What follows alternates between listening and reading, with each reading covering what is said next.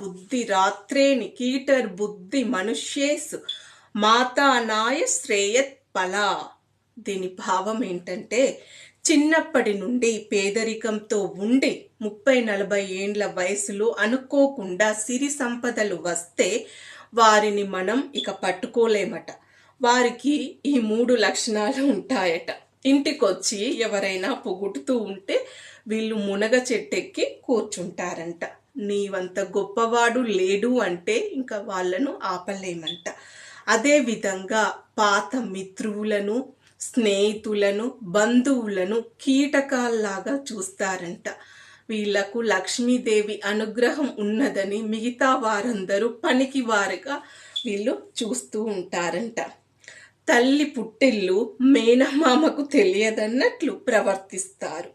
వీరి గతం ఎవరికి తెలియదన్నట్లు. సో ఇది